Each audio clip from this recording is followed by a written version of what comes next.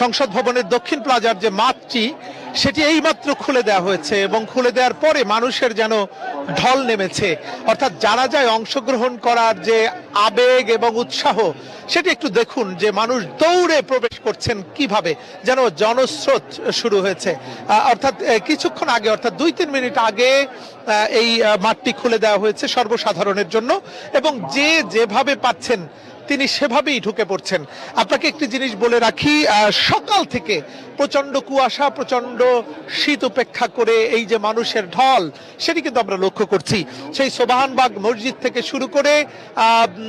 মানিক মে Avenue পর্যন্ত, অন্যদিকে সেই বিজয় সরণি পুরো এলাকা যেন ইতিমধ্যেই লোকারণ্য। আপনাকে একটু জানাতে চাই, শুধুমাত্র এই মাঠ নয়,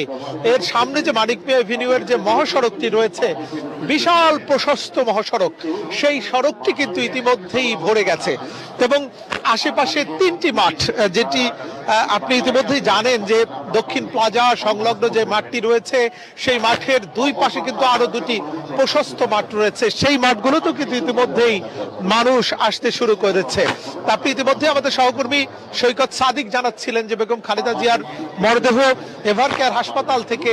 নিয়ে যাওয়া হয়েছে তার বাসভবন ফিরোজায় এবং তারেক রহমানের বাসভবন যেটি সেখানে নিয়ে যাওয়া হয়েছে এবং সেখান থেকে কিন্তু নিয়ে আসা হবে এই দক্ষিণ প্লাজায় জাতীয় সংসদের।